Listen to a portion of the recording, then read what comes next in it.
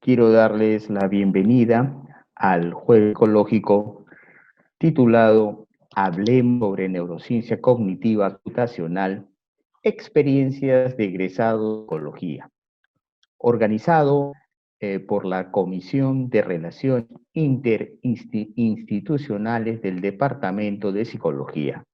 Mi nombre es Carlos Iberico, profesor principal del Departamento de Psicología, y voy a tener el gusto de conducir este evento. Antes de comenzar, quisiera solicitarles que durante todo el evento mantengan sus cámaras y micrófonos apagados.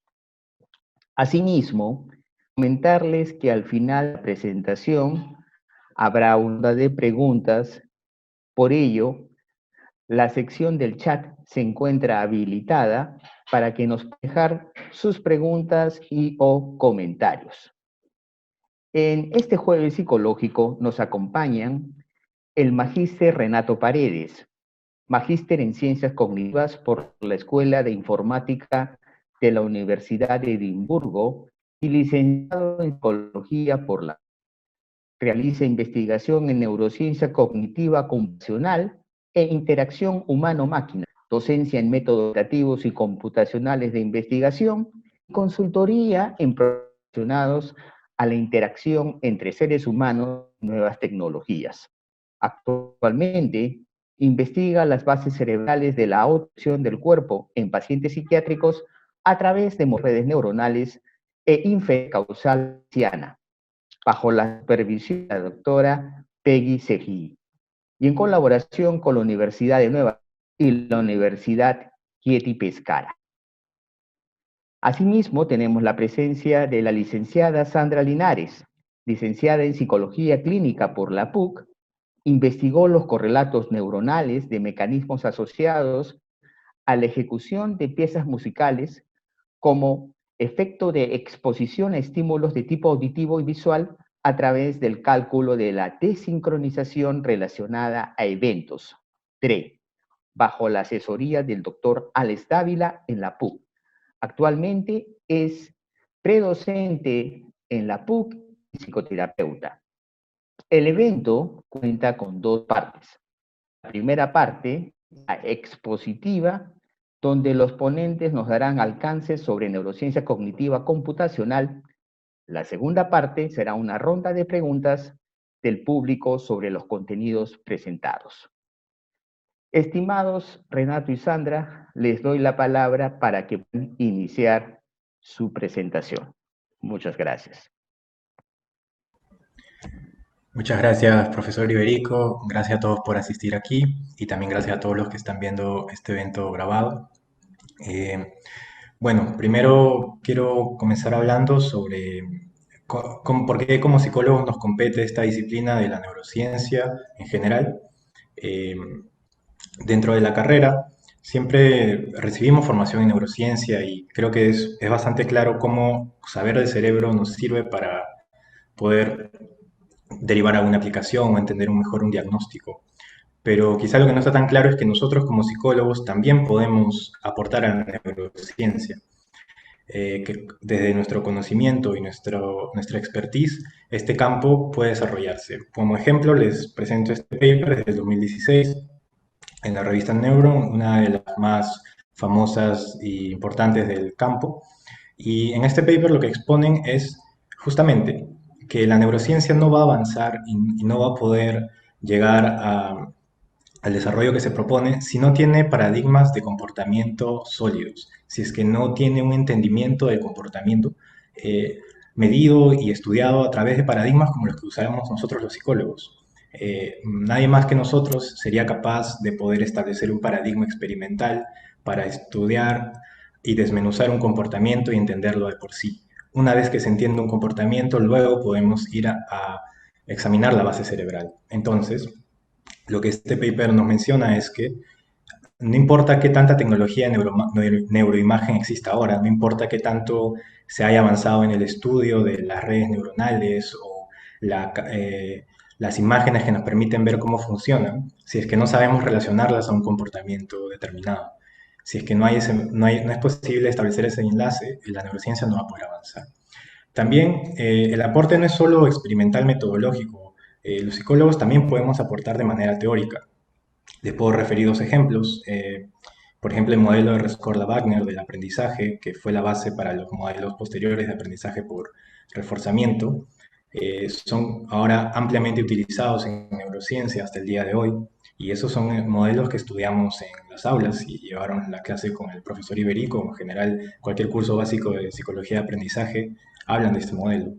Y quizá uno menos conocido, Donald Heff, un psicólogo, desarrolló las bases de lo que es el aprendizaje Hebbiano. Y eso hasta ahora se utiliza en los modelos de redes neuronales que uno puede ver, por ejemplo, los que usa Google para DeepMind o cualquier forma de red neuronal que ahora está tan en boga.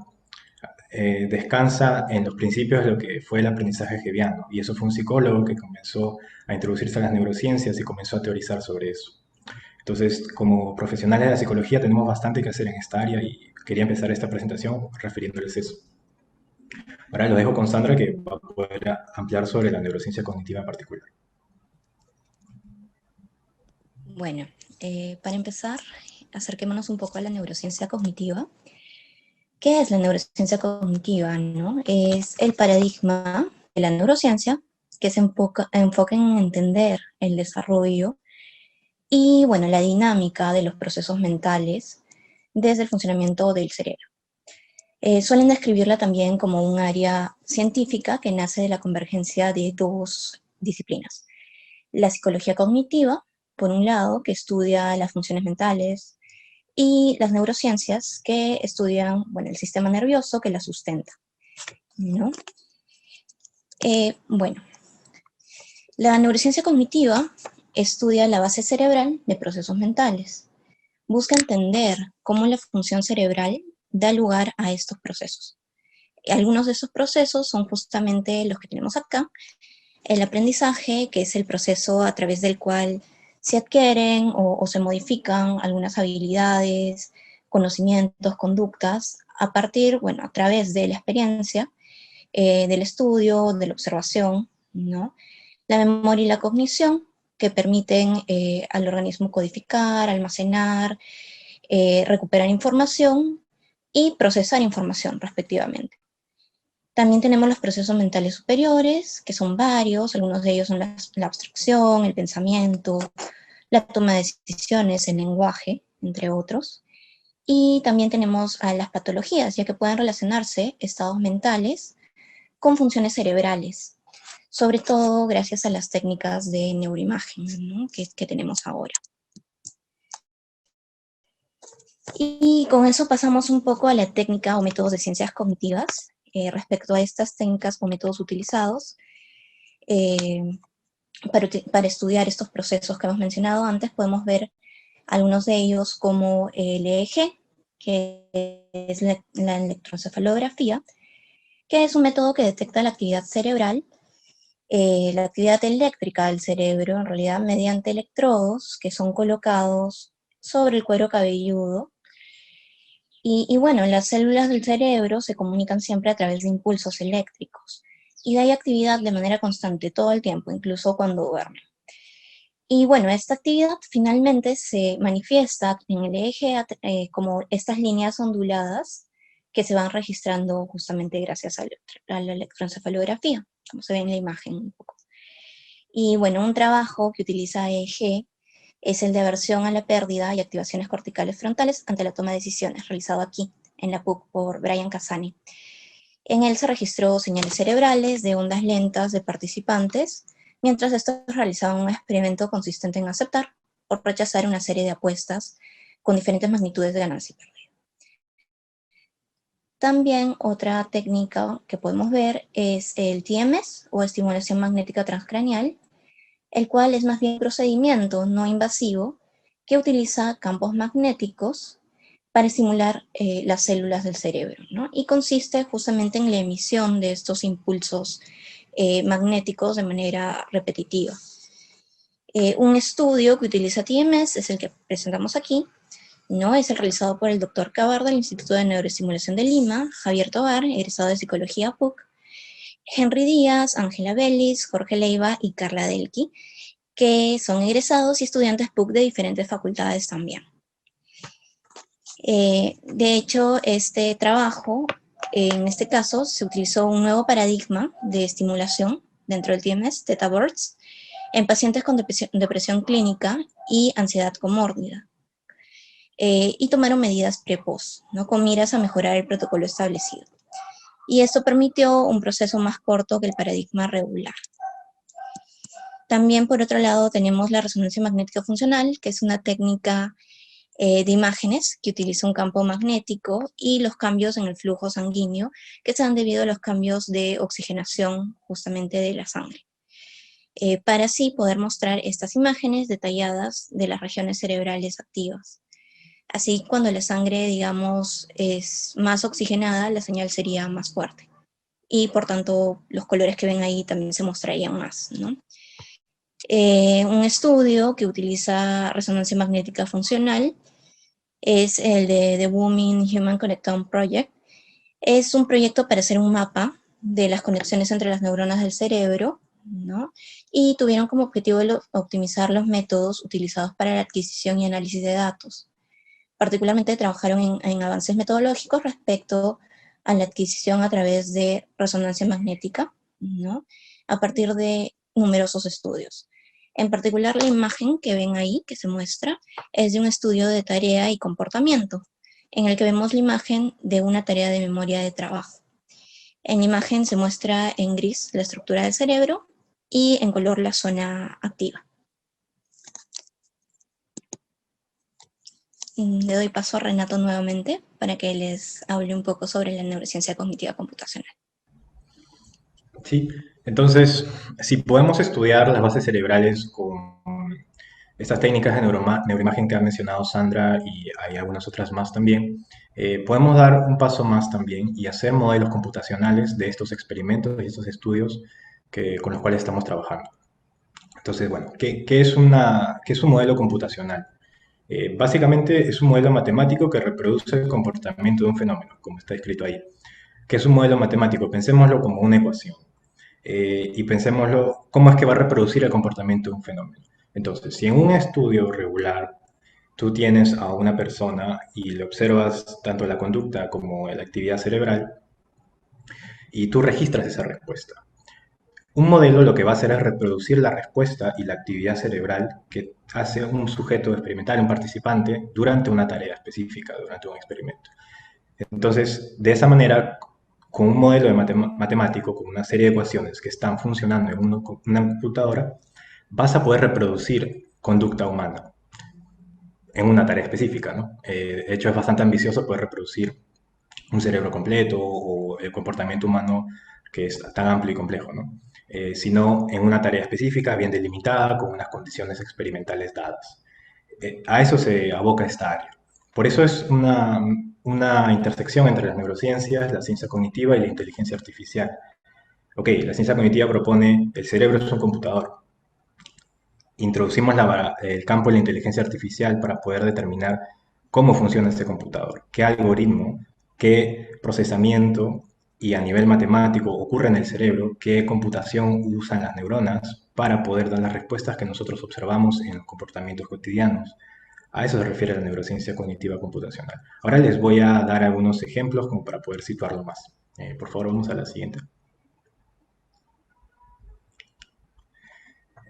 Bueno, para entender un poco más cómo es este ciclo de investigación, partimos de un fenómeno, algo nos da una curiosidad, tenemos una pregunta de investigación y planteamos una hipótesis. Hasta ahí, la mayoría de las disciplinas son parecidas, incluida la psicología, pero el modelado te exige colocar esa hipótesis en términos de matemática, la cuantificas.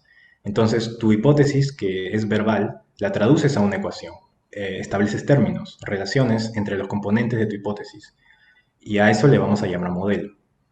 Una vez que tu modelo esté implementado, vas a poder generar predicciones. ¿Qué es una predicción? Sería un escenario no observado. Algo que todavía no se ha observado en un experimento, sino que a partir de tu hipótesis, justamente tu curiosidad, tu intuición, haces que el modelo reproduzca. Esa predicción en tu modelo te va a generar datos. Y esos datos luego los puedes contrastar con un nuevo experimento. Y vas a ver si es que lo que ocurre en la realidad, en el experimento, se parece a lo que tu modelo arroja. Y si se parecen bastante, podrás decir, ok, hay algo que estoy captando bien. Estoy entendiendo cómo funciona este fenómeno. Lo he podido traducir matemáticamente y he podido reproducirlo.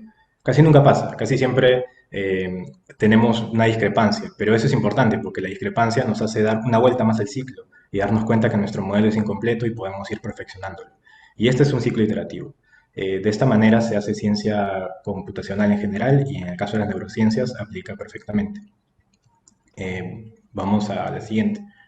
Ahora, ¿cómo es esto de un modelo? Bueno, acá les pongo un ejemplo de una neurona que se activa. Las neuronas disparan, tienen este potencial de acción. Cuando atraviesan un umbral de voltaje determinado, mandan una señal hacia otras neuronas a través de las conexiones sinápticas. Ok, ¿cómo es que cambia el voltaje en una neurona? Este es un modelo súper simple, súper reducido y simplificado para fines didácticos, tomado en Neuromatch Academy. Se los recomiendo si quieren aprender más de este campo. Solo búsquenlo en internet y hay material gratuito impresionante. Entonces, bueno, este modelo tenemos aquí. La diferencia del voltaje cambia en el tiempo de manera igual a una constante alfa por un input externo que le vamos a llamar I. Ok, tenemos esa ecuación. O sea, si hay un input, hay una señal que viene desde fuera de la neurona, se va a multiplicar por una constante y va a cambiar el voltaje. Eso lo traducimos a código, que es lo que está abajo, donde dice implementación. En este caso es código Python. Hay términos que no están definidos.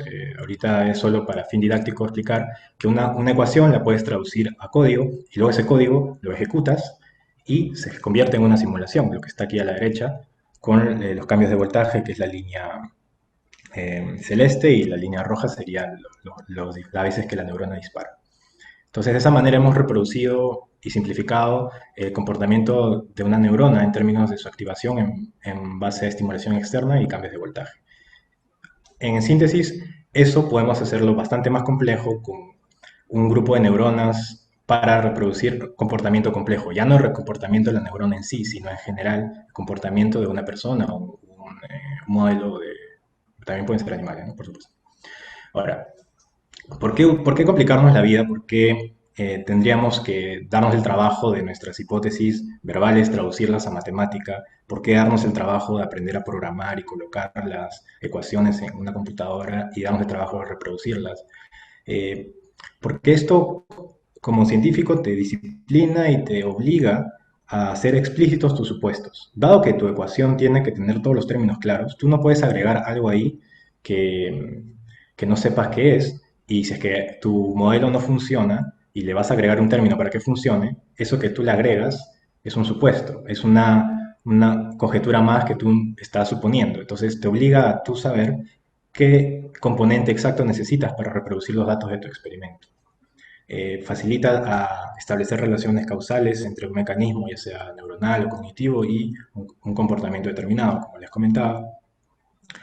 La simulación te permite poder experimentar más allá de los límites, no solo éticos, sino también de recursos.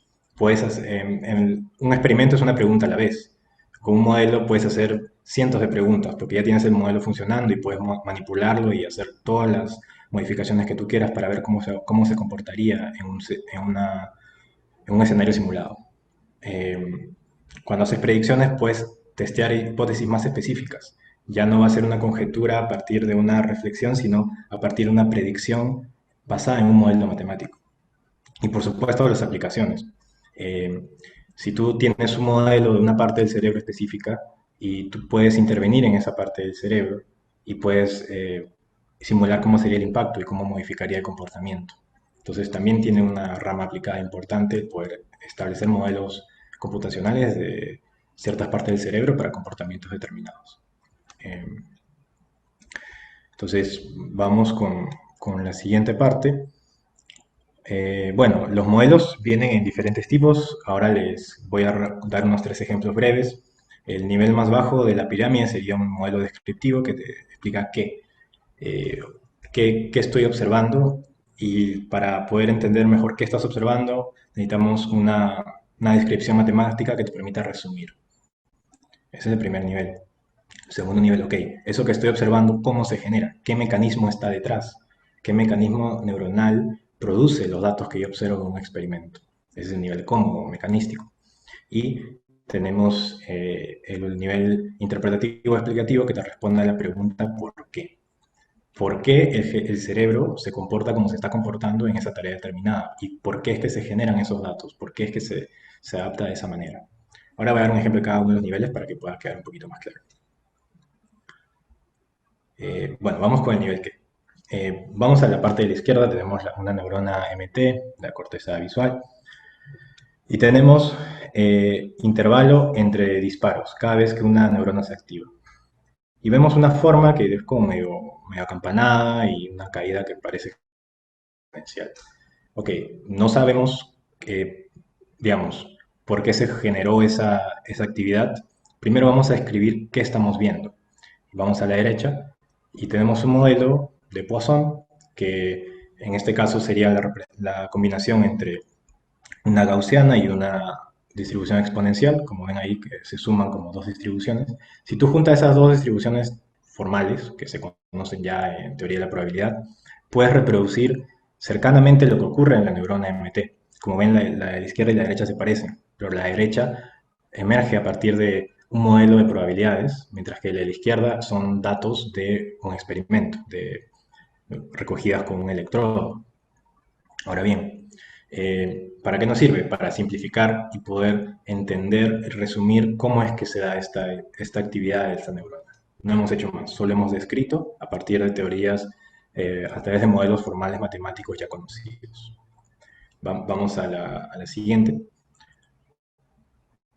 Si nos ocupamos ahora del cómo se genera la actividad neuronal, cómo funciona el cerebro, podemos ver este ejemplo. Aquí lo que tenemos es, bueno, arriba una imagen del cerebro y se está resaltando las partes de la corteza visual expresadas como una jerarquía, y abajo tenemos un modelo de redes neuronales, en este caso profundo, como de aprendizaje profundo. Eso está bastante de moda ahora por las aplicaciones que hacía Google, que les refería hace un momento. En general, Deep Learning se escucha en todos lados. Vemos, ok, el modelo está viendo una foto de una cebra y el cerebro también está viendo una foto de una cebra. Y este modelo lo que busca es equiparar qué tanto el cerebro, en este caso la parte visual del cerebro, procesa tal como lo hace un modelo de aprendizaje profundo, que podríamos tener en una computadora o en la nube. Y lo que hacen es equiparar que, por ejemplo, la B1 te distingue direcciones, posiciones, la corteza B2 te distingue ángulos, la corteza B4 formas, el giro inferior temporal te distingue imágenes y, perdón, formas, caras, objetos. Y eso se puede ver de manera análoga en la red neuronal. Vemos que diferentes partes de la estructura de la red neuronal te van a responder selectivamente a esas características, ya sea a ángulos, a direcciones, a formas, a objetos. Entonces ahí se hace un paralelo. Entonces ya sabemos que cómo funciona el cerebro de manera jerárquica y organizada. Vamos a la siguiente. Ahora, ¿por qué? Este es un modelo de percepción, se llama codificación predictiva. Esta también es una teoría muy famosa. Y lo que plantea es que el cerebro no es otra cosa que una máquina de hacer predicciones, que constantemente está tratando de mejorar la representación, en este caso las R's que están en este gráfico, las representaciones que tienen del mundo externo para generar predicciones. Y tenemos el input sensorial que te va a generar un error de predicción. A partir de lo que tú tienes representado, el cerebro hace una predicción y la información sensorial va a contrastarse con esa predicción y te va a generar un error de predicción. Entonces, ¿por qué el cerebro codifica la información de la manera en que la hace? Por reducir el error de predicción, es lo que plantea esta teoría y este modelo. Te responde a la pregunta de por qué. Entonces, a lo largo de toda la jerarquía, hace un rato vimos jerarquía a nivel de procesamiento visual, los diferentes aspectos que puede captar el cerebro, pero okay, ¿por qué se divide de manera jerárquica? ¿Para qué? Sería para reducir errores de predicción y mejorar las representaciones que se tienen dentro del cableado neuronal. Entonces, esos son tres tipos de modelos, como ven, pueden responder a tres tipos de preguntas. Eh, y bueno, vamos con... Ahora queremos presentarles más trabajos de tipo práctico, pero no sin antes agradecer a todas las personas que han hecho posible que tanto Sandra como yo, y no solo nosotros, sino un grupo más amplio de chicos, Brian Casane, Mayeli Orozco, Juan Alarcón, por mencionar solo algunos, que se han introducido a estudiar neurociencias o áreas muy relacionadas. Y ha sido por un trabajo de un grupo humano bastante amplio, que engloba el Departamento de Psicología, la Dirección de la Gestión de la Investigación, con fondos, la Facultad de Letras y Ciencias Humanas, en aquella época en la que todavía estábamos entre empezar a hacer facultad, la Facultad de Letras nos apoyó bastante, el Laboratorio de Ingeniería de la Católica, el CETAM, personajes como el ingeniero Francisco Cuellar, Luis Belcaguamán, fueron actores clave para que podamos hacer estudios de neurociencia en Perú, en la Católica.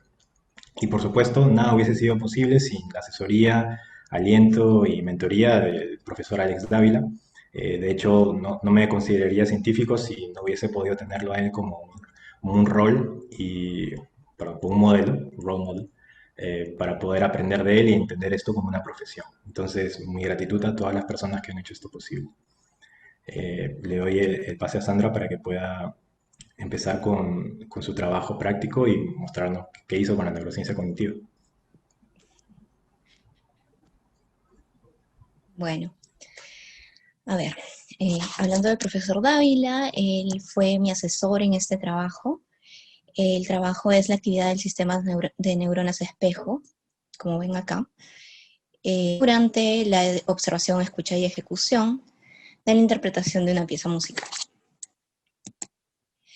De hecho, la realización de este trabajo se basó en parte en que las actividades musicales podrían tener efectos beneficiosos sobre la salud psicológica y fisiológica de las personas, ya que las actividades de escuchar y sobre todo ejecutar música activan diversas estructuras cerebrales que a su vez están involucradas en procesamientos cognitivos, sensorimotor y emocionales. En este sentido, el Embodied Cognition propone la importancia del rol del cuerpo en los procesos de la cognición, justamente. Desde esta perspectiva se puede analizar y comprender la mente humana en su relación con el cuerpo físico, en interacción con el medio ambiente. Y se entiende a su vez que la cognición humana tiene profundas raíces en el procesamiento sensorio-motriz, proponiendo la existencia de una convergencia entre los procesos de percepción y acción en la mente humana. Dentro de esa corriente surgió el Embodied Music Cognition, el cual constituye una aproximación al estudio del rol del cuerpo humano en relación con las actividades musicales. La hipótesis del Embodied Music Cognition haría referencia justamente a una base orientada a la acción para así poder darle sentido al medio ambiente, ¿no? En este sentido, resulta importante comprender el procesamiento sensorio-motriz en los procesos de percepción y en los procesos de acción, ¿no? En este tipo de actividades. Y bueno, el estudio de las bases neuronales de la percepción y acción se da a partir justamente de las neuronas, las llamadas neuronas de espejo, las cuales son una clase particular de neuronas visomotoras que forman justamente un sistema de redes neuronales, ¿no? El sistema de neuronas de espejo, para ubicarlo un poquito mejor, está en la corteza premotora ventral y el lóbulo inferior parietal en humanos. Previamente, un poquito yéndonos a la historia, estas neuronas de espejo fueron encontradas en macacos, ¿sí? En la corteza premotora ventral, justamente por Rizzolatti. Bueno, eso se llama en el área F5, para quienes lo ven un poco más desde la estructura cerebral, las neurociencias, y en el lóbulo parietal inferior. Y también el sulcus superior temporal, en la parte solamente visual. Bueno, finalmente este mecanismo, ¿no?, enlazando la observación, la ejecución de la acción, fueron hallados en el cerebro humano, pero a través de técnicas electrofisiológicas no invasivas, como la técnica del EEG. En este sentido, ¿cómo medimos las neuronas de espejo? ¿No? En parte, bueno, A partir de la técnica de eje se puede observar la desincronización relacionada a eventos, la DRE, y los ritmos mu, ¿no? La manera de medir la actividad de neuronas espejo es, en este caso, obteniendo los correlatos neuronales de los procesos de percepción y acción de los movimientos musicales que estamos viendo acá, a través de justamente el electrocefalograma, ¿no? Y en este sentido, cuando hay una disminución en la banda de frecuencia específica en la actividad EEG, ¿no? A esto se le denomina DRE, de sincronización relacionada a eventos. Por lo que se busca en la medición hallar este fenómeno en la actividad de las ondas mu. ¿Esto por qué? Porque la actividad en la supresión de las ondas mu se refiere a un recrecimiento de la potencia durante la ejecución y la observación de un movimiento, ¿no? Ahora, el ritmo mu en realidad es una oscilación en la electroencefalografía, ¿no? Con frecuencias que son dominantes en los rangos 813 y 1525. Creo que me estoy poniendo un poco técnica, disculpen, pero bueno, el objetivo de este trabajo fue determinar la actividad de neuronas espejo durante estos 4 condiciones: la observación, escucha y ejecución. Y bueno, las hipótesis planteadas fueron que la actividad de neuronas espejo iba a ser mayor durante la ejecución en comparación con las otras condiciones, que la actividad de dicho sistema era mayor durante la observación, escucha y ejecución de la interpretación de la pieza musical en comparación a la condición control, y que la actividad de este sistema iba a ser mayor en estudiantes con instrucción musical en comparación a los otros grupos. Hubieron 6 participantes, las edades fueron entre 22 y 24 años, fueron estudiantes universitarios, con 3 condiciones: con instrucción musical, con poca instrucción musical y sin instrucción musical. Y bueno, ellos se asignaron de manera aleatoria en cada secuencia, ¿no? Pasando por cada condición de los bloques control y experimentales. Esto se midió a través del sistema BioPAC conectado a un amplificador y a un CAP, como pueden ver en las imágenes. Los electrodos fueron posicionados en las posiciones de Z, FZ y FPZ, además de T3 y T4, considerando también la función auditiva. Entonces estamos considerando funciones auditivas, funciones visuales, ¿no? También. Y bueno, se utilizó para todo esto el software Psycopy 2 para sincronizado con el equipo para poder regular el experimento. Sobre el procedimiento hubieran 4 condiciones que ya mencioné previamente: la observación, escucha, ejecución y control. Y en las 4 condiciones, se contó con una pantalla gris de descanso previo al estímulo, ¿sí? Con una duración de 4 segundos. Y bueno, previo a la sesión experimental, los participantes del grupo que tenían poca instrucción musical fueron entrenados en la ejecución de la experimento. Sobre el análisis de datos, los datos se procesaron con el software EEG-Lab y luego de eso fueron analizados con un paquete estadístico de R que se llama RANK-FD. De hecho, eso en su momento fue comparado con el SPSS de manera haciendo estadísticas no paramétricas, pero luego de eso ahora he utilizado este nuevo paquete que ha salido de hecho hace poco y que me ha permitido también dar con algunos resultados nuevos, ¿no? Para todo esto. Bueno, respecto a los resultados, acá podemos ver que el grupo, en comparación de los 3 grupos, el grupo con instrucción y con poca instrucción presentan una diferencia significativa. También el grupo de poca instrucción y sin instrucción, pero que el grupo con instrucción y sin instrucción no presentan diferencias, ¿no? Eso lo vamos a explorar un poquito más adelante. porque es un resultado curioso, no sé si están de acuerdo conmigo. Luego de esto, también en la comparación por condiciones, podemos ver que hay una diferencia significativa entre la ejecución y escucha solamente.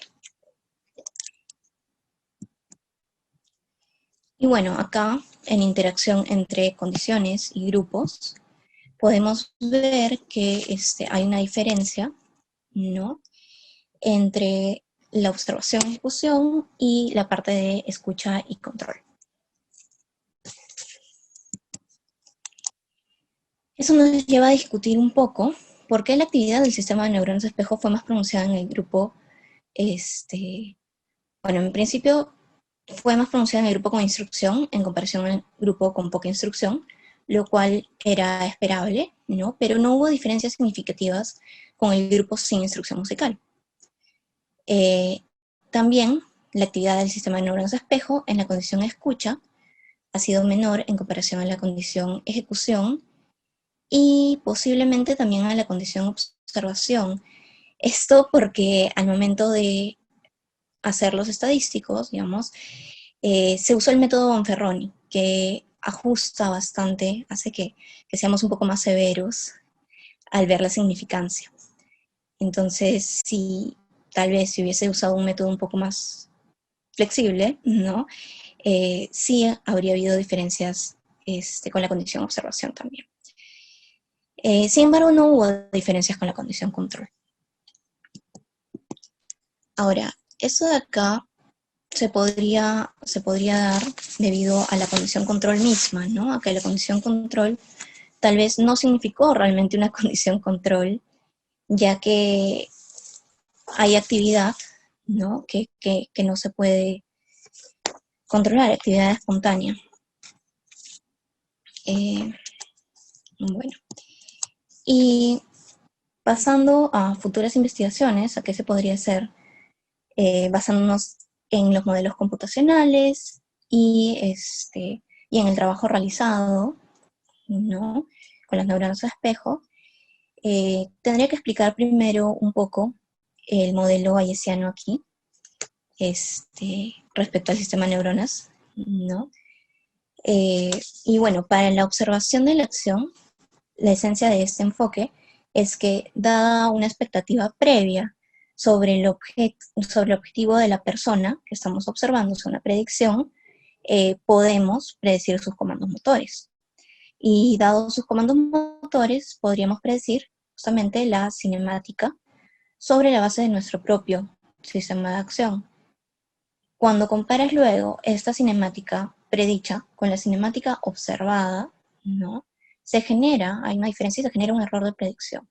Este error de predicción, finalmente, se utiliza para poder actualizar la representación que tenemos de los comandos motores de la persona que estamos observando, ¿sí? De manera similar también, los objetivos inferidos se actualizan, y así se minimiza el error de predicción entre los comandos motores que predijimos al inicio y los inferidos. Al minimizar este error en todos los niveles del sistema de neuronas espejo, ¿no?, se puede inferir la causa más probable de la acción en todos los niveles. Y bueno, este enfoque proporciona una descripción, como había mencionado antes Renato con sus modelos, una descripción explicativa, ¿no?, de cómo se organizan las respuestas en los sistemas visuales y motor. Y explica, a su vez, cómo se puede inferir la causa de una acción a partir de la observación. Entonces, con esto, ¿qué podríamos hacer? Se buscaría asociar las medidas de EEG que han sido tomadas en el experimento presentado con algunos de los parámetros de este modelo. Entonces, pensando en el caso de los músicos, ¿no?, podemos pensar que ellos serían más finos en su predicción, ¿no?, o que el proceso sería diferente en ellos, y que la actividad de neuronas de espejo que observamos en ellos, ¿no?, podría relacionarse con las predicciones que están haciendo en este modelo bayesiano, con la forma de predecir que se da a partir de este modelo, que sería un modelo explicativo, ¿no? Claro que esto ya quedaría a futuro, Todavía no lo hemos realizado, pero sería interesante realizarlo a partir de los resultados que tenemos y explicarlo un poco con este modelo que estamos presentando. Y bueno, ahora le doy el paso nuevamente a Renato para que presente su trabajo. Gracias. Bueno, ahora les voy a presentar el trabajo que hice para mi tesis de maestría que pude estudiar gracias a la beca Presidente de la República. Lo digo abiertamente porque de verdad es que es una ayuda muy importante y en verdad animo a toda persona que quiera hacer estudios superiores a tomar una opción de una beca como esta o en general alguna beca integral, porque puede realmente cambiarles mucho la vida y en general la percepción que tienen de los estudios que quieran tomar. Les voy a hablar de mi trabajo ahora. Voy a hablar sobre el espacio peripersonal y la esquizofrenia y sobre qué mecanismos neuronales están detrás de las alteraciones en este espacio peripersonal en los pacientes. Entonces, vamos al siguiente para introducirnos al tema. Primero, ¿qué es el espacio peripersonal? Entendámoslo como el espacio que nos rodea. Básicamente, si ustedes estiran su brazo y todo el perímetro que puedan dibujar alrededor de su cuerpo, esa sería una definición simple de espacio peripersonal, el espacio inmediatamente cercano a nosotros. Y ocurre que hay neuronas que codifican específicamente ese espacio. Son más sensibles a los estímulos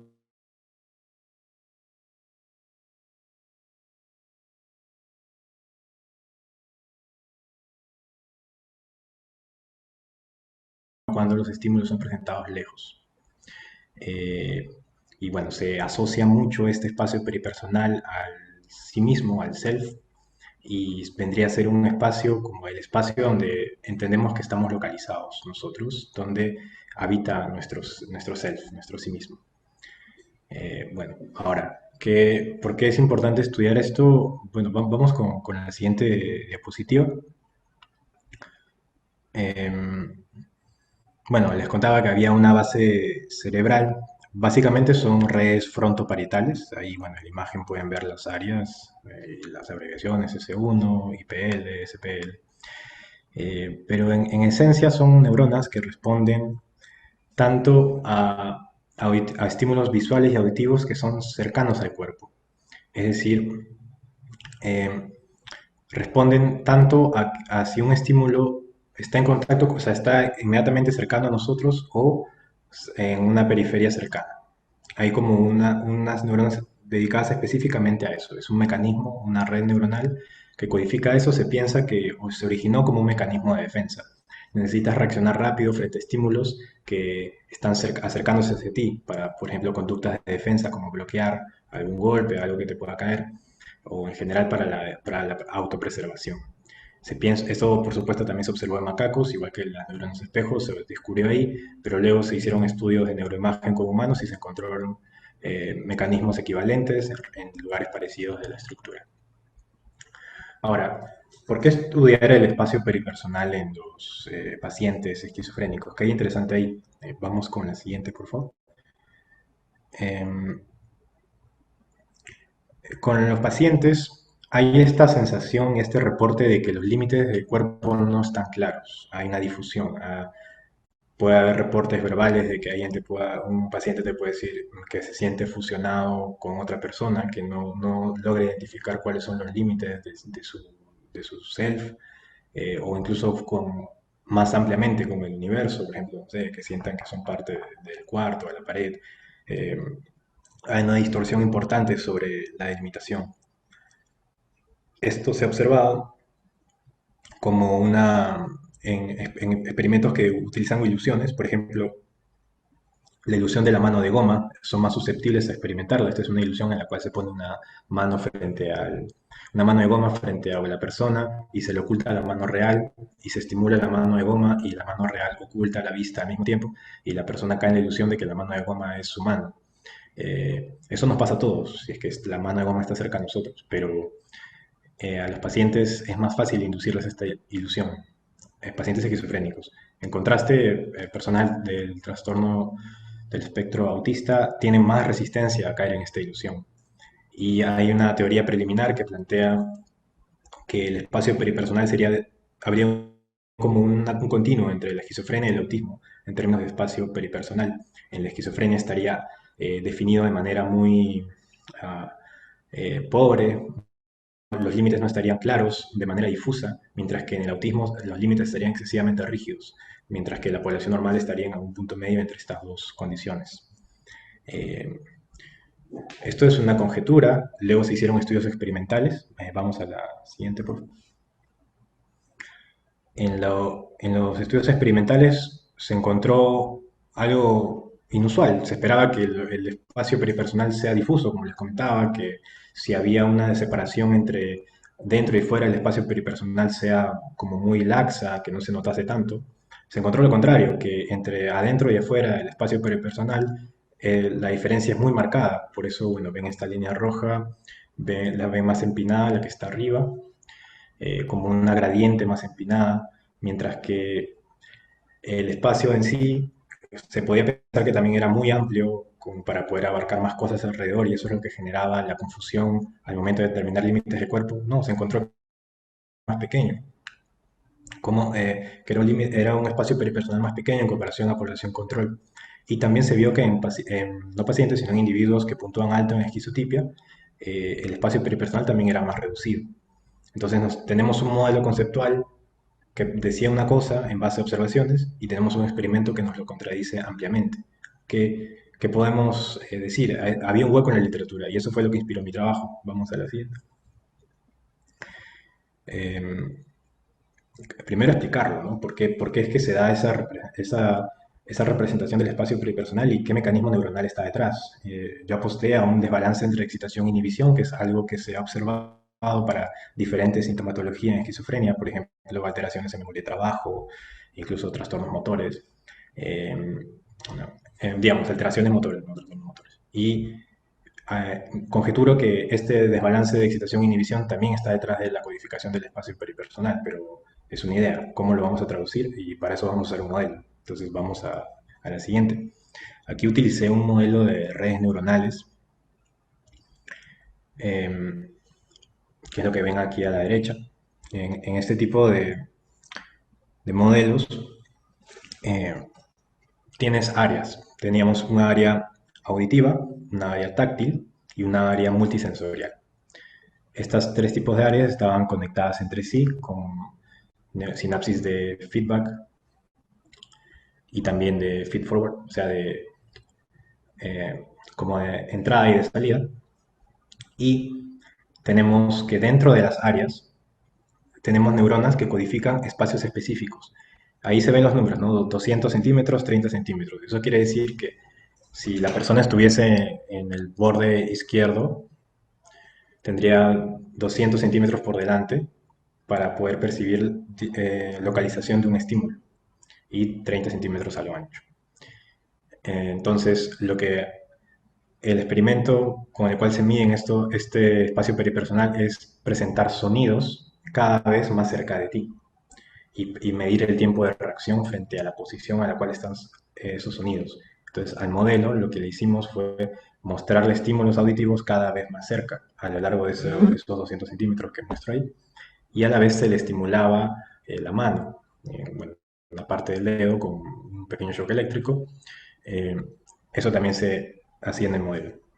Entonces tenemos neuronas que codifican espacialmente la localización de los estímulos y vemos que estas neuronas están comunicadas, tanto las táctiles como las auditivas, con un área multisensorial que integra. Esas son áreas de integración multisensorial y para eso tienen conexión sinápticas entre áreas.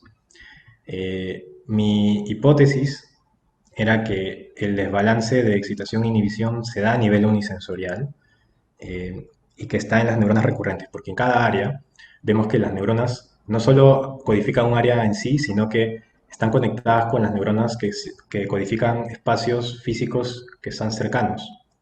Y esa conexión recurrente entre las neuronas excita e inhibe para poder codificar de manera más precisa los estímulos. Entonces, mi hipótesis era que en esas conexiones recurrentes entre neuronas de una misma área podía haber una alteración. También pensaba que en estas sinapsis de entrada y de salida, estas B y la W que ven en el gráfico, que van desde área unisensorial hasta área multisensorial, podían tener alguna lesión. De hecho, se habla de poda neuronal en la esquizofrenia, un nivel de poda neuronal patológico. Entonces, bueno, vamos a ver si alguno de estos mecanismos logra explicar nuestros resultados.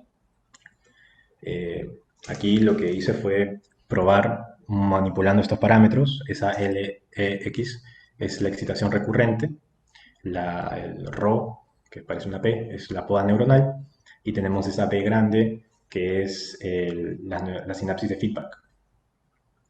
Entonces, en líneas punteadas tenemos las respuestas de esquizofrénicos, y en líneas, bueno, en los puntitos más delgados tenemos la de personas con alta esquizotipia.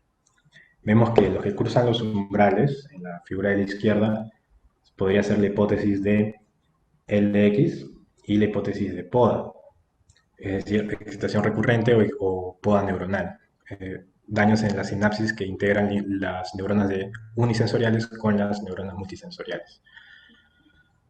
Y en el otro lado tenemos que la única que te explicaría por qué hay cambios en la empinación, el de la izquierda, no lo dije, disculpen, es el tamaño del espacio peripersonal. O sea, tanto la poda neuronal como la excitación recurrente te reducen el tamaño del espacio peripersonal. Esta es la explicación, porque es más pequeño.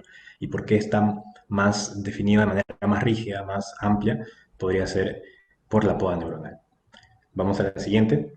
Para estar seguros, hice un fitting, ajuste, para los que vienen de ingeniería, que es un término más conocido.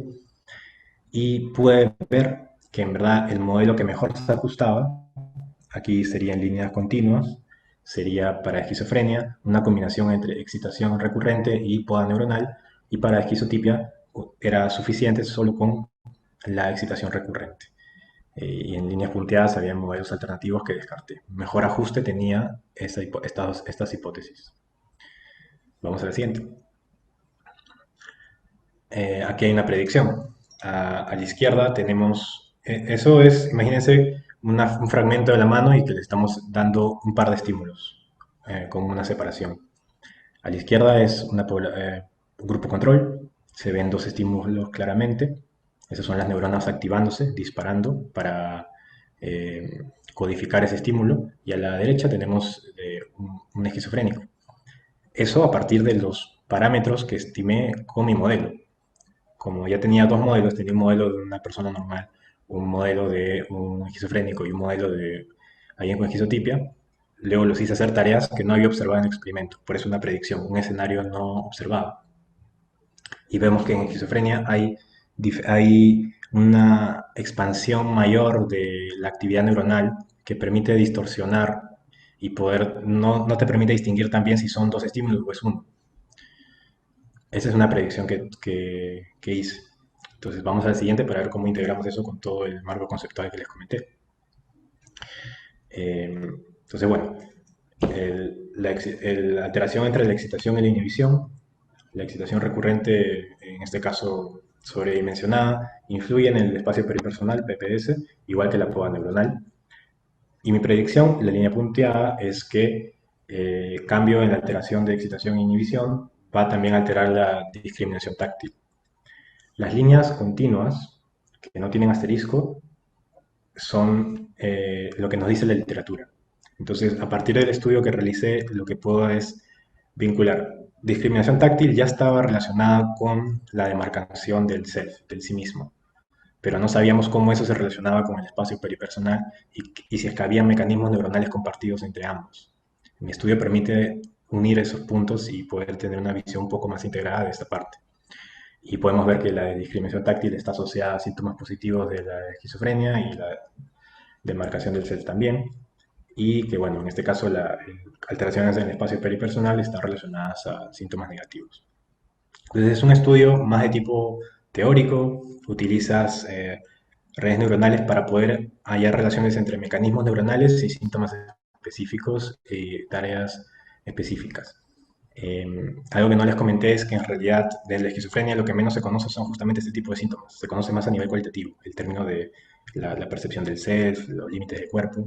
Es de lo que menos se ha hecho investigación en neurociencias y menos se ha hecho investigación de tipo computacional.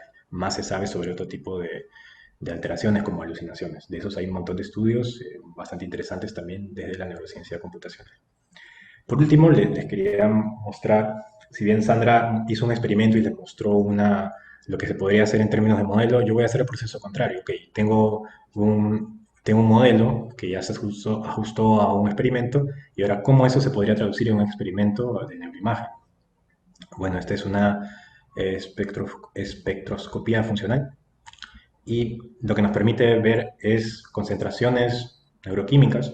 En este caso me interesa el glutamato y GABA, que son justamente las que te indican los balances de excitación e inhibición.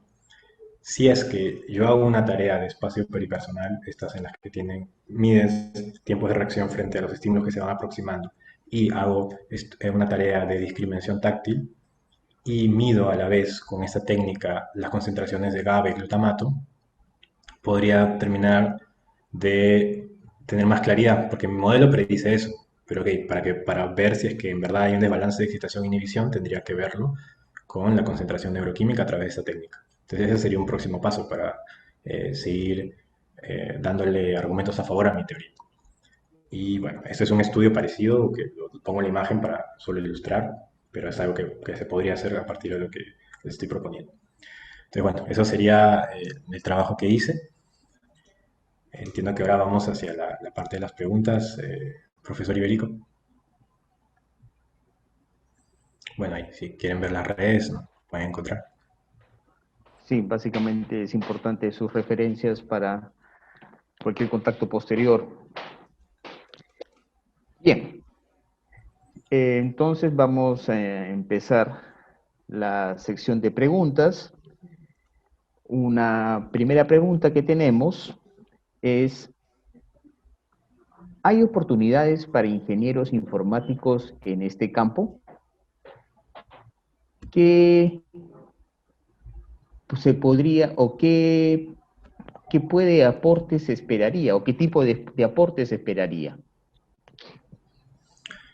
Gracias, muy interesante la pregunta. A propósito, el máster que hice que me permitió introducirme a esta área fue en una escuela de informática en la Universidad de Edimburgo. Entonces, la informática tiene mucho que hacer aquí. En neurociencia en general hay una área que se llama neuroinformática, que tendría que hacer con procesar toda la información que captamos de experimentos de imagen cerebral. Ahora hay muchísimas bases de datos que están almacenando esta información de manera masiva, y en sí mismo un solo estudio de neuroimagen te arroja cantidad de datos. En el electroencefalograma manejamos de 512 electrodos, 1024 electrodos, esos son los estándares de hoy en día, y poder integrar toda esa información es necesario desde la ingeniería. Eso es por un lado, pero también el hecho de poder reproducir los algoritmos que podrían estar funcionando a nivel cerebral, eso lo podría hacer un ingeniero informático también. Es un enfoque distinto a lo que hacemos en Machine Learning o hacemos en aprendizaje profundo, eh, porque la diferencia está en que tú no vas a aplicar una técnica para resolver un problema, sino vas a descubrir cuál es la técnica que resuelve el problema, porque ya el ser humano, el organismo que estudias, ya está resolviendo el problema en una tarea. Tú tienes que ver cuál es la técnica que está detrás. Entonces, tienes esas dos oportunidades el ingeniero informático. Y hay muchísimo por hacer, por supuesto. ¿Algo que quieras añadir, Sandra? No, en esa pregunta creo que no. Ok, perfecto. Entonces podemos pasar a la siguiente pregunta. ¿Qué requisitos a nivel de conocimientos necesitaría un psicólogo para estudiar e investigar neurociencia cognitiva computacional? Por ejemplo, matemáticas, programación, neuroanatomía. No sé quién quiere empezar. Sandra, de repente con tu experiencia y después completo yo. Perfecto. Eso estaba pensando. Bueno, de hecho, sí, para neurociencia cognitiva computacional es bastante importante poder tener un buen manejo de las estadísticas, ¿no? También conocer algunos programas necesarios como Python, tal vez también algunos programas o métodos o técnicas de adquisición de datos, ¿no? Como los presentados al inicio en la exposición. Y bueno, un conocimiento también de las neurociencias, ¿no? Básicos de la estructura cerebral y bueno, eso. En mi experiencia, personalmente, yo realicé este trabajo, o empecé a realizarlo cuando estaba en pregrado, ¿no? Gracias de hecho, la ayuda del profesor Alex Ávila, que me hizo empezar a interesarme en este campo. Y fue algo muy nuevo para mí en ese momento, ¿no? Como estudiante de psicología. De hecho, solamente con las bases de estadística y neurociencia, a partir de eso, creo que es algo que es muy posible si es que tienes como el interés, digamos, ¿no? De ir aprendiendo cada vez cosas nuevas. De hecho, yo aprendí en el camino. Al momento de hacer mi tesis, fueron surgiendo necesidades para poder lograrse y tuve que acercarme un poco a la programación en Python, ¿no? Tuve también que utilizar MATLAB, de hecho, que eran programas que nunca antes había utilizado, que de hecho en mi época de pregrado no habían cursos relacionados a esto en psicología en realidad. Entonces fue un poco ser autodidacta en ese sentido, preguntar, tuve la ayuda de compañeros que habían pasado por experiencias similares previas, ¿no? De hecho, de gente, de compañeros de ingeniería también. Por ahí puedo mencionar a Cristian Laurel, me acuerdo que él me ayudó mucho con el Python. eh, bueno, y así fue aprendiendo en el camino, ¿no? De hecho, hay muchas personas que creo que no estoy mencionando, me disculparán, pero de hecho, sí, o sea, por eso yo creo que con tener una base en neurociencias, en estadística y tener la intención de aprender nuevas herramientas, es bastante posible incursionar en este tipo de campo, ¿no? Y bueno, Renato tiene como aún una mayor experiencia en esto, a partir también de la maestría y todo, y ha seguido por ese camino cada vez más. Entonces, le doy la palabra a Renato para que pueda dar su acercamiento también. Gracias. Sí, sin duda hay un montón de conocimientos que uno va entrándose y es bastante amplio. Entonces, lo que dijo Sandra es clave, es a ir aprendiendo a partir de los problemas que se te van presentando. De hecho, de eso se trata de investigar. Y a nivel de posgrado, en realidad, uno se bromea mucho, ¿no? Que en verdad uno no sabe lo que está haciendo hasta que ya lo terminó, ¿no? O sea, no realmente, nunca, qué estás haciendo? No sabes. O sea, no, eres el experto, pero en realidad no sabes qué estás haciendo, porque una vez que ya terminaste el trabajo, ya lo publicaste, ya te lo revisaron, bueno, es que más o menos puedes decir que ya sabes hacer algo, pero ciertamente es un proceso de aprendizaje constante, para lo cual puedes aprender desde idiomas, lenguaje de programación, aspectos de biología. Entonces yo creo que en verdad agradezco mucho la pregunta porque estas cosas creo que en algún punto pueden intimidar, de hecho me intimidaban bastante cuando recién la comencé a ver, pero lo que deberían prelar es básicamente tu interés, tu motivación por acercarte y poco a poco vas a ir resolviendo los problemas y ir entendiendo para poder lograrlo, ¿no? Y sí, una buena base de matemáticas avanzadas, que quizá no tan avanzadas, basta con adentrarse un poco al cálculo, a teoría de probabilidad y programación y con un poco de fundamentos de eso, de hecho lo puedes aprender por YouTube, hay bastantes videos muy buenos y poco a poco, de manera autodirigida, puedes ir logrando lograr acercarte a estos temas. Creo que también, disculpen, es momento de hacer un poquito de cherry. Por si acaso la PUC tiene convenio con MATLAB. Pueden descargarlo, utilizarlo. Creo que hubo un comunicado sobre eso este año, hace poco, unos meses, si están interesados en practicar esa parte, ¿no? También estoy enterada por ahí de que está proponiéndose un electivo de Python en la Facultad de Psicología. Y Gracias por bueno, eso. exactamente. Renato va a estar a cargo de ese curso, de hecho. Y también, y bueno, también los que no y que estén en otras facultades y de repente no puedan llevar como el curso como electivo en la facultad de psicología, también la PUC está con convenio con Coursera, de hecho, actualmente, y en Coursera pueden encontrar cursos muy interesantes de Python también, para ir entrando en el tema de la programación, ¿no? Me parece que es bastante básico el aprender algún lenguaje. Y Neuromatch Academy también se los mencioné en la presentación, pero son recursos gratuitos y ahí hay Ujú. muchísimo para aprender. Neuromatch Academy. Sí, esto es importante porque me has hecho acordar ahora que comentabas, Renato, cuando yo empecé mi doctorado hace 18 años, el programa que tenía que utilizar estaba en Pascal y yo no sabía nada de Pascal cuando llegué a hacer mi doctorado. Y para lindo de cosas, estaba en neerlandés. Entonces eran dos cosas que en ese momento yo no manejaba, que tuve que aprender. Y ahí eres tú, en ese sentido, y es parte de este aprendizaje, son los retos que a uno le tocan, que uno no sabe que va a encontrar esas cosas, pero son parte de el aprendizaje, sobre todo cuando uno entra en esta área. La siguiente pregunta dice, buenas noches, percibo cierto temor a la matematización de lo psicológico en algunos profesores y estudiantes de psicología. ¿Qué tan cierto es, según su experiencia, que no puede captar la complejidad de los fenómenos psicológicos? Sí, de hecho, la que intimida un poco estas cosas es, creo que es cierto, o sea, uno mismo se intimida frente a lo complejo que puede ser acercarse y tratar de matematizar cuando uno no es matemático, cuando uno más bien utiliza esto como una herramienta y pues eso puede sí, de todas maneras ser algo que te disuada.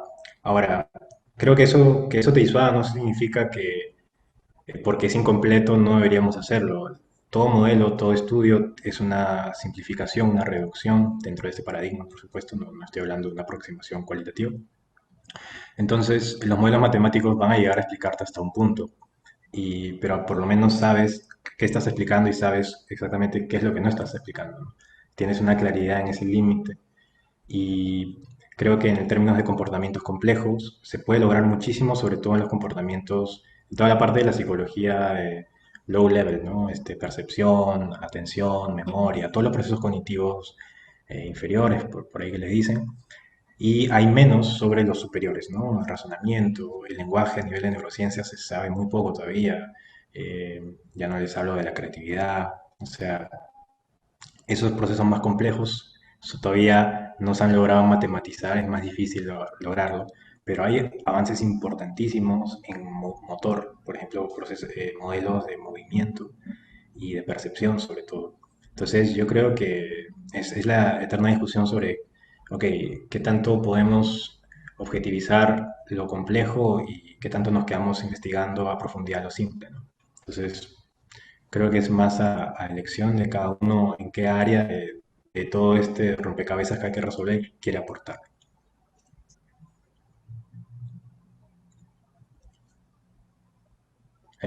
Profesor, está con el micrófono. Sí. Apagado. Disculpa, gracias por el aviso. Sandra, ¿algo que quieras añadir? O... No, de hecho lo pensaba también un poco por ese lado, como retomando un poco lo que se presentó hoy sobre los modelos, ¿no? Ujú. Que justamente estos modelos tratan de ajustarse, pero que están constantemente en ajuste, ¿no? Respecto a los humanos, a la cognición humana. O sea, sí hay un bastante acercamiento, pero siempre los modelos pueden seguir ajustándose un poco más. Y bueno, cada vez los modelos son más cercanos a lo que sucede en la cognición humana, ¿no? Eso era lo que estaba. Perfecto. La siguiente pregunta dice, buenas noches.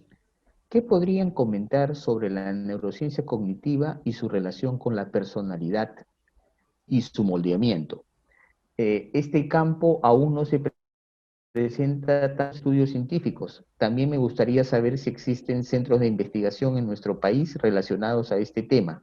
Me gustaría a futuro estudiarlo. Muchas gracias. No sé, Sandra, si tienes referencia a algún estudio específico de personalidad con neurociencia cognitiva. La verdad que a mí ahorita no se me Ya, viene uno a la mente. recuerdo uno, pero lo recuerdo muy vagamente, la verdad.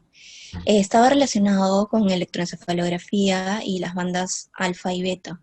Relacionaban ciertos tipos de personalidad con cada una de estas bandas, una personalidad más ansiosa, o tenía que ver también con el tipo de atención. No te podría dar un mayor acercamiento a eso porque no recuerdo este paper, lo vi hace mucho tiempo, pero yo creo que sí, que hay pocos estudios relacionando personalidad con neurociencias cognitivas, pero sí hay algunos acercamientos, de hecho. Eh, no sé, Renato, ¿qué más puedes decir sobre Bueno, te esto? puedo aportar más Ujú, de lo que conozco de modelos computacionales. ujú, De hecho, es más fácil estudiar la patología porque la diferencia es más grande con el funcionamiento normal. Y poder modelar eso, ver diferencias a nivel de cerebro, a nivel de modelo matemático, es más fácil. De hecho, fácil es la palabra, sencillo. Pero ya ver las pequeñas diferencias entre las personalidades, las pequeñas variaciones, eso todavía está muy en pañales en términos de modelos matemáticos. De hecho, con este trabajo del espacio peripersonal, un objetivo futuro sería, ok, encontrar rasgos de personalidad que correlacionen ya sea con el tamaño del espacio peripersonal, con cómo se define, pero todavía eso está muy exploratorio. Lo que se sabe más claramente son con las patologías. Entonces yo imagino que si es que no hay mucho, debe ser por eso. Quizá el profesor Iberico también este, hay creo que tiene algunos una mirada estudios de más amplia sobre esto. personalidad. De hecho, efectivamente, los estudios están más orientados a patología. Ujú, Hay estudios con trastornos de personalidad en ese sentido que se puede trabajar, pero justamente lo que comentaba Renato, ¿no? Para ver esta diferencia, si hay un funcionamiento distinto en las personas con el diagnóstico versus las personas, entre comillas, normales, ¿no? Eso es lo que hay un poco más, pero todavía no hay un trabajo muy avanzado en ese sentido. Una siguiente pregunta dice, con respecto al estudio del espacio personal en esquizofrénicos, ¿existen estudios afines sobre percepción de la realidad y en entornos simulados, realidades virtuales? Sí, creo que el anterior no mencionamos los centros de investigación que habían preguntado. Que no. yo sepa, creo que en la Cayetano hay un laboratorio de neurociencias. Entiendo que en San Marcos también se hace el trabajo. En la Católica hemos tenido estos estudios que ha sido la confluencia de varios departamentos, de varias facultades, como les comenté, pero de por sí no Ujú. hay como un instituto formado de neurociencia, ¿no? Entonces, yo diría que está como en proceso de consolidarse y es cuestión de que haya una masa crítica de académicos que comiencen a hacerlo, por supuesto, fondos y demás, pero está ahí en desarrollo, ¿no? Sobre la otra pregunta, sí, hay un estudio, hay una ilusión muy interesante que quizá a la persona que preguntó le puede gustar investigar, es sobre la ilusión de cambiar la posición del cuerpo, o body swap illusion o full body illusion. Es la idea de que tú puedes cambiar tu cuerpo, o sea, te ponen un cuerpo delante de ti y estimulan la espalda de ese cuerpo y estimulan tu espalda y como tú estás viendo eso, tú sientes que el cuerpo que estás mirando es el tuyo y no el que realmente tienes. Se puede generar esta ilusión y para generar esta ilusión se pone en realidad virtual y también pueden alterar, tú crees que estás localizado en esta posición, pero usando realidad virtual pueden hacerte pensar que estás un poco más a la derecha o más hacia el frente. Ese tipo de paradigmas se utilizan con realidad virtual y en esquizofrenia se ha visto de manera contraintuitiva de que son menos susceptibles, de hecho, a ese tipo de ilusión. ¿Por qué? Habría que hacer un modelo porque hasta ahora no se sabe, pero eso es contraintuitivo. Ujú. Ok. Eh, una siguiente pregunta dice, ¿qué investigaciones relacionadas con el aprendizaje, lingüística y representación del conocimiento se están llevando a cabo actualmente? Sí, como comenté en neurociencias, el área del lenguaje es una que no se meten muchas personas. De hecho, eh, diría que justamente porque así como para hacer neurociencias se necesita entender bien los paradigmas de comportamiento, para estudiar el lenguaje necesitaríamos no solo psicólogos, sino también, por supuesto, lingüistas interesados en esta área que puedan comprender bien el fenómeno del lenguaje y sobre eso buscar la base cerebral. Entonces, las investigaciones de modelos computacionales del cerebro sobre el lenguaje son incipientes. eh, y en términos de, bueno, neuroimagen y eso no tengo una referencia específica ahorita, pero entiendo que más va hacia la neuroanatomía, no tanto hacia la parte funcional. Ok. Sandra, ¿algo que quieras añadir? No, también por lo que sé, la investigación no está muy desarrollada por ese lado, por el lado del lenguaje y todo eso, ¿no? Ok. Mm. Bien. Una siguiente pregunta es, estoy llevando un curso de epistemología de la psicología en el que se habla mucho del problema mente-cuerpo y tenía la duda sobre qué perspectiva se toma de la mente en las neurociencias cognitivas y computacionales. Chévere la pregunta. Sí, ese es un debate porque, digamos, la percepción cognitiva clásica te aísla la mente del cuerpo de un modo y hay perspectivas más contemporáneas que de hecho engloban los dos trabajos que hemos presentado hoy, que es la Embodied Cognition, la cognición corpórea, que es lo que les estaba hablando Sandra al inicio de su presentación. No sé si quieres ahondar sobre eso, Sandra. Un poco sobre el body cognition o... Sí, como una perspectiva nueva sobre el problema mente-cuerpo.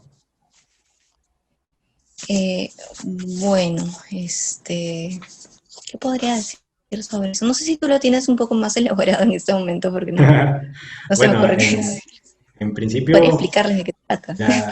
la concepción clásica es que hay procesos mentales que nada tienen que ver con procesos del cuerpo en sí, del movimiento o de procesos sensoriales, sino que son absolutamente aislados, digamos, como reglas lógicas. Esa es la perspectiva clásica. La perspectiva del Embodied Cognition muestra que en verdad los procesos superiores tienen una raíz profunda en los procesos inferiores sensoriomotrices. Entonces, que todo procesamiento sensoriomotriz sería origen a proceso cognitivo superior. Eso ya lo venía diciendo Piaget, o sea, no es una idea nueva realmente.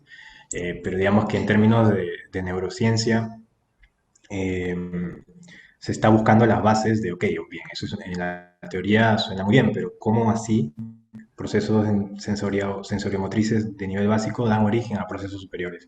Y como les dije hace un momento, los procesos superiores no se conocen demasiado en las neurociencias y la neurociencia computacional tampoco. Entonces, la aproximación que se está tomando es ir desde lo más básico, lo más simple, hacia lo más complejo en términos de procesos superiores. Ok. Sí, bueno, todo hay un trabajo y discusión. Hace unas semanas apareció un estudio donde se está concibiendo la conciencia como un campo electromagnético alrededor de nuestro cerebro. Es lo último que hay en esta discusión, por ejemplo, en la famosa dualidad mente-cuerpo. Entonces podríamos ahondar y quizás ya no nos acabaría para discutir, pero hay muchas nuevas cosas que recién se están viendo, como bien lo está comentando Renato. La siguiente pregunta dice, estoy llevando un curso de epistemología de la psicología, no, perdón, Ahí dice, saludos cordiales. Todo lo que menciona me parece muy interesante. Quiero saber en qué debo exactamente de especializarme para realizar este tipo de investigaciones. Estudio psicología. sí, la neurociencia es multidisciplinaria por definición. O sea, hay médicos, psicólogos, ingenieros de todo tipo, electrónicos, informáticos, también mecatrónicos. Hay biólogos, por supuesto, físicos y matemáticos. Hay cantidad de físicos y matemáticos en neurociencia y han aportado cantidad. De hecho, los modelos, ahora el profesor Iberico hablaba de conciencia, un modelo de conciencia relevante ahora es de Tononi, o Phi, o Penrose también ha hablado de la conciencia. Entonces, eh, se puedes acercar a la neurociencia desde diferentes perspectivas. Hago esta reseña justamente por eso. ¿Qué tendrías que especializarte? Creo que depende más de qué aproximación quieres tener al estudio del cerebro. Si quieres acercarte más desde comportamientos, más desde la biología, más de las matemáticas. Como psicólogo ya tienes una base psicológica importante y eso sería tu fuerte.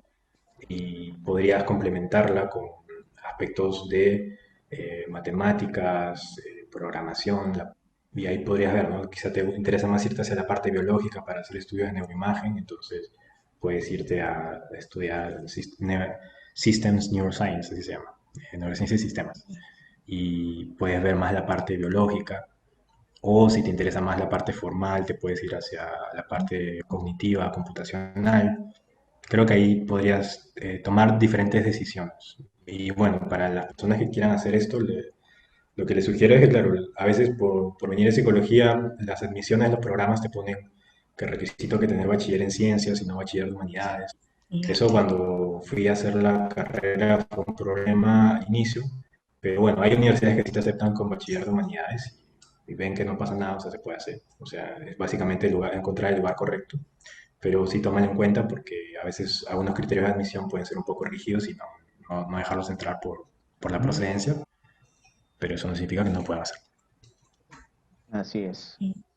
yo creo que más allá de los criterios de admisión, Ujú. y fácil, y probablemente en realidad voy a estar un poco sesgada en todo esto, este, me gustan mucho las bases que te da la psicología para el acercamiento, en realidad, de estos paradigmas, ¿no? Te da una perspectiva distinta, como ya, y de repente sí me voy a ir mucho, mucho por este lado, ¿no? Como que puedes ver cosas a la hora de plantear justamente los experimentos, ¿no? De crear una problemática y acercarte a ella, más allá del uso de las herramientas y todo, que son, creo, cuestiones que puedes adquirir con el tiempo, ¿no? Teniendo una base, obviamente, una base buena en la parte numérica, estadística, todo esto. Eh, no sé, siento que da una mirada distinta, ¿no? Que te ayuda a acercarte de otra manera. No, Ujú. no sé si en esto estás de acuerdo, Renato, según tu experiencia, No, por porque supuesto, has de estudiado hecho, ujú. con gente de otras, justamente de otras especialidades, ¿no? La misma maestría, entonces por ahí que puedes tener un poco esta mirada. Sí, lo que dice Sandra es importantísimo porque como psicólogos tenemos mucha información cualitativa de observación por nuestro oficio, ¿no? Entonces, esto permite hacer hipótesis. Y en este campo, a veces lo más difícil es tener una buena hipótesis, una hipótesis que convenza, que te den un fondo para investigar o convenza a un grupo de personas a hacer esfuerzos durante largo tiempo para trabajar y responder una pregunta. Y por yo lo veo, gente que viene a veces de las matemáticas, las físicas, te resuelven problemas complejísimos, la tienen clarísima en la formalismo, pero no, quizá no tienen muy claro qué pregunta quieren hacerse.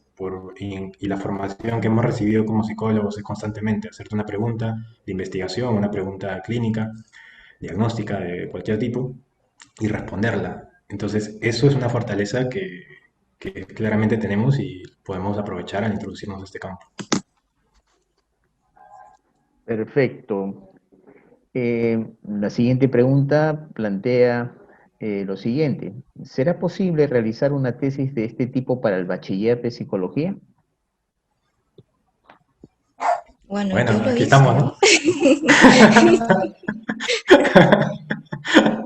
Claro, los dos lo hicimos, o sea, trabajamos con Claro. el programa.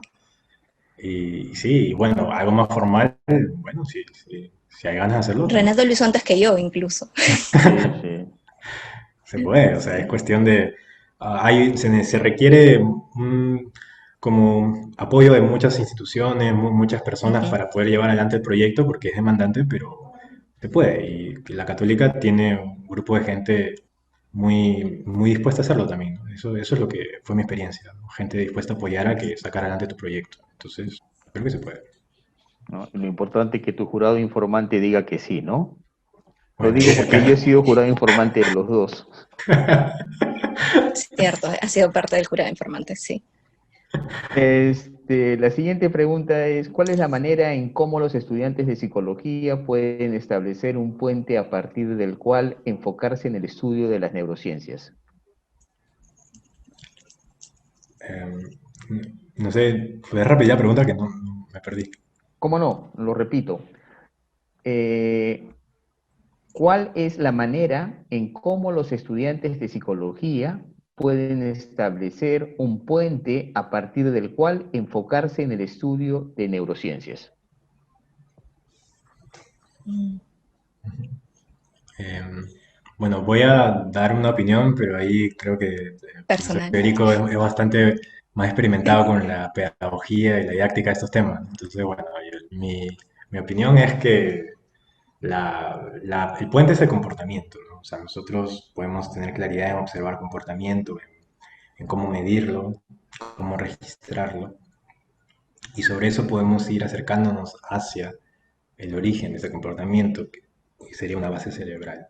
Creo que el puente está ahí, ¿no? En tener un claro entendimiento de comportamiento, un claro entendimiento experimental de los procesos de aprendizaje y en general de cognición, y sobre eso acercarnos a la base cerebral. ¿Algo que quieras decir, Sandra? Estoy de acuerdo con Renato, o sea, la psicología experimental, la neuropsicología, son como que un poco por ahí el puente, ¿no? Para ir llegando a estos temas. Sí, de hecho, si hablamos de cuestiones de experiencia, es una cuestión natural. Si uno hace psicología experimental o hace neuropsicología, la posibilidad de llegar a neurociencias es mucho más fácil. Ahora, es importante también, recostando con lo que ha dicho Renato, de que hay que separar, digamos, los temas, ¿no?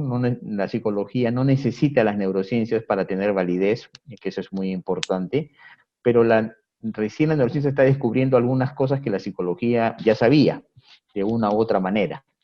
Y eso también es algo importante de rescatar, lo cual es una fuerza y un valor importante cuando uno entra en este campo.